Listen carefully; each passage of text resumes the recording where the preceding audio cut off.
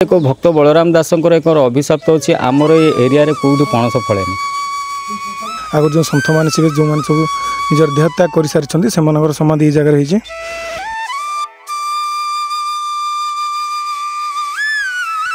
प्रभु श्री जगन्नाथ कौटी निजे आसते जगह को। हाँ यह सत्य।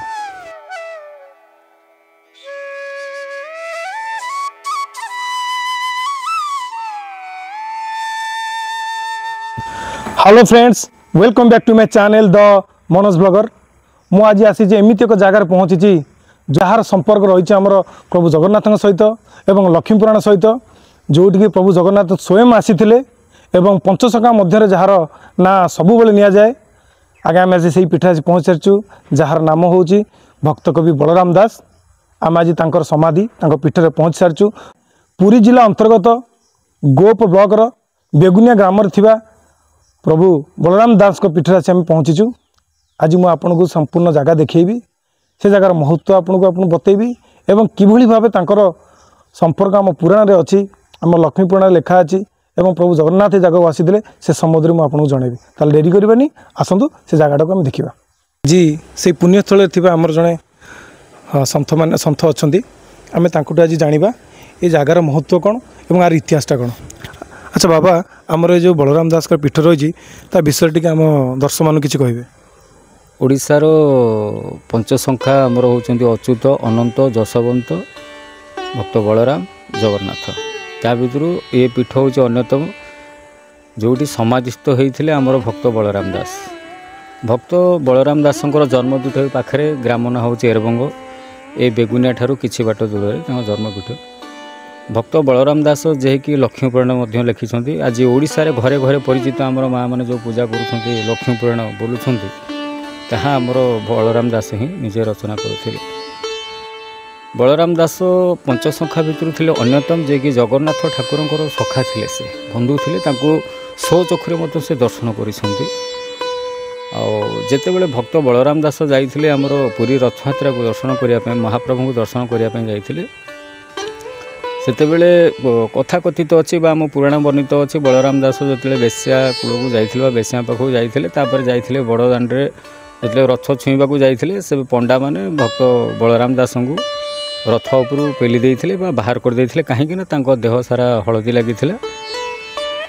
जहाँफल कि भक्त बलराम दास से पण करथिले जदि मु वास्तविक जगन्नाथ तोर भक्त होइथिबि बा सखा होइथिबि तो हृदय सहित मानुथिबि तुमको हे महाप्रभु जगतरनाथ जगन्नाथ कालिया शांत तेबे से रथ को छाड़ीदे मु आज समुद्र कूल बसिकी एठी गोटे बालीर रथ तैयारी कर जो बाली रथ जदि मोर भक्ति थाए बा श्रद्धा थाए बा प्रेम थाए भल पाइब थाए तार से रथ छाड़िकी ए रथ को तुम्हें आसब। से दिन से घटी जगतर प्रभु जगन्नाथ जे जगतर ठाकुर गोटे भक्तर डाकरे संपूर्ण रथयात्रा नंदीघोष बंद हो जाता। से रथ को छाड़ी भक्त बलराम दास बाली रथ को जे पलि आसी जहाँ पे आम लिखे बाली रथ गढ़ी मु शरदा बाली हूँ भक्त बलराम दास भक्तिर एक पराकाष्ठा। अच्छा बाबा, आम इतना शुणी आसने आगुरी भी शुणी एवं बाटे आसला कि लोक कहले प्रभु श्री जगन्नाथ कौटी निजे आसते जगह को। हाँ यह सत्य।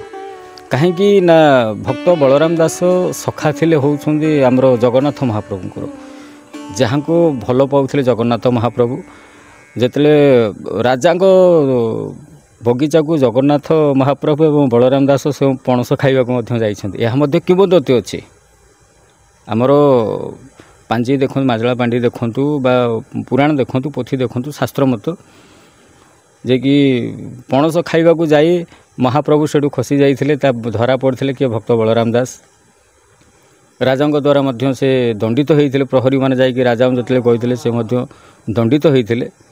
जेतेबेले तापरे बलराम दास हसीथिले कहले तो भली सखा जदि थीबो ताले ये सखार दुख कौन अच्छी जे कि तू खाई देकी पलि गलु पणस मु एठी धरा पड़ी मत दंडित हेबी। सेतेबेले राजा स्वप्नादेश करथिले महाराजा को पुरी राजा को स्वप्न बलराम दास मुझे नहीं जाइली पणस खायापी। ये केवल मोर गोटे लीला मात्र। जदि तुम्हें प्रमाण पाइबा चाहो जो बगीचा को जाइए पणस खाया जगन्नाथ महाप्रभुर बाट लगी प्रमाण मिलता। तेणु से एक भक्त बलराम दास एक अभिशाप अच्छी आमर ये एरिया कौटी पणस फलेनि। ଯେହେତୁ ପଣସ ପାଇଁ ଭକ୍ତ ବଳରାମ ଦାସଙ୍କୁ ଦଣ୍ଡିତ କରାଯାଇଥିଲା ତେଣୁ ଏ ଏରିଆରେ ଏଠି କୌଣସି ଜାଗାରେ ପଣସ ଫଳେ ଏଇଟା କ'ଣ ସତ କଥା? ଆମ ଏପଟ ଏରିଆରେ କୋଉଠି ପଣସ ଫଳେନି? ନାହିଁ, ଏହା ନିରାଟ ସତ କଥା। ଆଚ୍ଛା, ଜଗନ୍ନାଥ ଏଠିକି କ'ଣ ପାଇଁକି ଆସିଥିଲେ ଏଇଟା ଟିକେ କହିବି, ଦର୍ଶକମାନେ ଜାଣିବା ଚାହିଁବେ। ଜଗନ୍ନାଥ ମହାପ୍ରଭୁଙ୍କର ଅତି ପ୍ରିୟ ସଖା ଥିଲେ ବଳରାମ ଦାସ, କିନ୍ତୁ ଜଗନ୍ନାଥ ମହାପ୍ରଭୁ ବଳରାମ ଦାସଙ୍କୁ ବେଶୀ ସମୟ ଦେଉଥିଲେ ଲକ୍ଷ୍ମୀ ମାଙ୍କୁ ଅପେକ୍ଷା। ଲକ୍ଷ୍ମୀ ମାଙ୍କର ଏକ ଆକ୍ରୋଶ ମନ ହେଉଥିଲା, ଜିଦ୍ ଭାବ ଥିଲା ଯେ ତୁମେ ଭକ୍ତ ବଳରାମ ଦାସଙ୍କର ଏତେ ପ୍ରିୟ ହୋଇଛ ଯେ କି ମୋତେ ସମୟ ଦେଉନ, ଯେ କି ଲକ୍ଷ୍ମୀ ମାଙ୍କର ଏବଂ ଭକ୍ତ ବଳରାମ ଦାସଙ୍କର କେବେ ପଡ଼େନି। ଯେଉଁଥିପାଇଁ କି ତାଙ୍କୁ ଶ୍ରୀକ୍ଷେତ୍ରରୁ ଲକ୍ଷ୍ମୀ ମା ବିଦା କରିଦେଇଥିଲେ ବଳରାମ ଦାସଙ୍କୁ। ବଳରାମ ଦାସ ହସିଥିଲେ, କହିଲେ ଜଗା ଯଦି ମୁଁ ସତରେ ଭକ୍ତ ହେଇଥାଏ, ଯଦି ମୁଁ ସତରେ ମନ ପ୍ରାଣ ଦେଇ ଡାକିଥାଏ ବା ସେଇ ଚିନ୍ମୟ ଶକ୍ତି ବା ଅଲୌକିକ ଶକ୍ତି ନେଇକି ଆସିଥାଏ, ତାହେଲେ ମୁଁ ପଣ କରୁଛି ମୋର ଶ୍ରୀକ୍ଷେତ୍ର ଧାମରେ ହିଁ ପରାୟଣ ହେବ ନିଶ୍ଚିନ୍ତ ଭାବରେ। କିନ୍ତୁ ଲକ୍ଷ୍ମୀ ହସିଥିଲେ, କହିଲେ ନାହିଁ ବଳରାମ ଦାସ, ତୁମେ ସେ ସ୍ୱପ୍ନ ଛାଡ଼ିଦିଅ, ତୁମର ଶ୍ରୀକ୍ଷେତ୍ରରେ କେବେ ପରାୟଣ ହୋଇପାରିବ ନାହିଁ। କିନ୍ତୁ ବଳରାମ ଦାସ ହସିଥିଲେ, କହିଲେ ଦେଖନ୍ତୁ ଏଠି ଭଗବାନ ଜିତୁଛନ୍ତି କି ଭକ୍ତ ଜିତୁଛି। ତ ଯେତେବେଳେ ଶେଷ ପ୍ରାଣ ପ୍ରଣୟ ସମୟ ଆସିଲା, ଭକ୍ତ ବଳରାମ ଦାସ ଏଇଠି ଥିଲେ, ତାହା ଜଗନ୍ନାଥ ମହାପ୍ରଭୁ ଜାଣିପାରି ସ୍ୱୟଂ ଆସିଲେ ବଳରାମ ଦାସଙ୍କୁ ଏଠିକି ଭେଟିବା ପାଇଁ, ଯାହାଙ୍କ ସହିତ ଲକ୍ଷ୍ମୀ ମଧ୍ୟ ଆସିଥିଲେ। ଏଇ କିଛି ବାଟରେ ଦେଖିବେ ଦକ୍ଷିଣେଶ୍ୱର ମହାଦେବଙ୍କର ମନ୍ଦିର ଅଛି। ଓଡ଼ିଶାର ଏକ କିମ୍ବଦନ୍ତୀ, ଭାରତବର୍ଷର କିମ୍ବଦନ୍ତୀ ମଧ୍ୟ, ଯେଉଁଠି ଶଙ୍କର ମହାଦେବଙ୍କର ମନ୍ଦିର ଅଛି ସେଠି ବୃଷଭଙ୍କର ଆଗରେ ପ୍ରତିଷ୍ଠା କରାଯାଏ। କିନ୍ତୁ ଏଠି ଏକ ଅଚମ୍ବା ବା ଅଲୌକିକ, ଏଠି ଦକ୍ଷିଣେଶ୍ୱର ମହାଦେବ ମନ୍ଦିର ପାଖରେ ଯାଇକି ଗରୁଡ଼ ଅଛନ୍ତି ବାହନ ହେଇକି।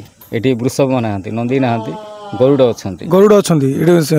ନାଇଁ, ସେଠି ଆସିଲା ବେଳେ ଆମେ ଦେଖିଥିଲୁ ଗୋଟେ ଥିଲା, ମାନେ ସାମ୍ନାରେ ଗୋଟେ ବଡ଼ ନନ୍ଦୀର ମୂର୍ତ୍ତିଟା ଥିଲା ସେଇ ଜାଗାରେ। ମନ୍ଦିର ମୂର୍ତ୍ତି ସେ ଏବେ ପ୍ରତିଷ୍ଠା କରାଯାଇଛି, ଯେହେତୁ ଭକ୍ତମାନଙ୍କ ପାଇଁ ଏକ କାରୁକାର୍ଯ୍ୟ କରାଯାଇଛି ଆକୃଷ୍ଟ। କିନ୍ତୁ ଯଦି ମନ୍ଦିର ପ୍ରାଙ୍ଗଣ ଭିତରକୁ ଆମେ ଯିବା, ଯଦି ଆପଣ ଯାଇକି ଦେଖିପାରିବେ, ତେବେ ଦେଖିବେ ସେଠି ନନ୍ଦୀ ବଦଳରେ ଗରୁଡ଼ ହିଁ ଅଛନ୍ତି।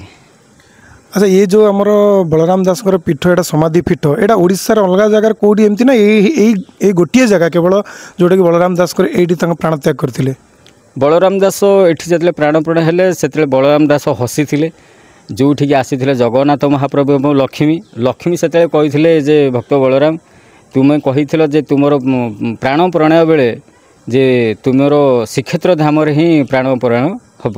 ବଳରାମ ଦାସ ହସିଥିଲେ, କହିଲେ ମା ଯେଉଁଠି ଜଗନ୍ନାଥ ମହାପ୍ରଭୁ ସ୍ୱୟଂ ଅଛନ୍ତି ଆଉ ଯେଉଁଠି ଜଗଦମ୍ବା ଜଗଧାତ୍ରୀ ମା ଲକ୍ଷ୍ମୀ ସ୍ୱୟଂ ଅଛନ୍ତି, ସେଇଟା ଶ୍ରୀକ୍ଷେତ୍ର ନୁହେଁ ତ ଆଉ କ'ଣ? ତାହେଲେ ଆପଣ କୁହନ୍ତୁ ମୋର ଶ୍ରୀକ୍ଷେତ୍ରରେ ପ୍ରାଣ ପ୍ରଣୟ ହେଇଛି କି ନାହିଁ?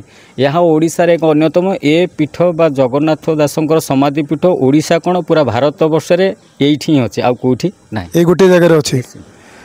ତାହେଲେ ଆପଣମାନେ ନିହାତି ଭାବେ ଜାଣିପାରିବେ, ଆମର ଯେ ବାବା ଅଛନ୍ତି ଭକ୍ତ କବି ବଳରାମ ଦାସଙ୍କ ବିଷୟରେ ଅନେକ କିଛି କଥା କହିଲେ। ଆଉ ନିହାତି ଭାବେ ଆପଣମାନଙ୍କୁ ଏ ଭିଡ଼ିଓଟି ଭଲ ଲାଗିଥିବ। ଆହୁରି ଆଗକୁ ମଧ୍ୟ ଆହୁରି ବହୁତ କିଛି ଅଛି, ଯେଉଁଟା ସନ୍ଥମାନଙ୍କର ଅନେକ ସେଠି ସମାଧି ଅଛି। ଚାଲନ୍ତୁ ମୁଁ ସେ ଜାଗା ଦେଖେଇବି। ଆଉ ନିହାତି ଭାବେ ଆପଣମାନଙ୍କୁ ଯଦି ଭିଡ଼ିଓ ଭଲ ଲାଗିବ ତାହେଲେ ଲାଇକ୍, ସେୟାର, ସବସ୍କ୍ରାଇବ୍ କରିବା ଜମା ବି ଭୁଲିବେନି। ଧନ୍ୟବାଦ।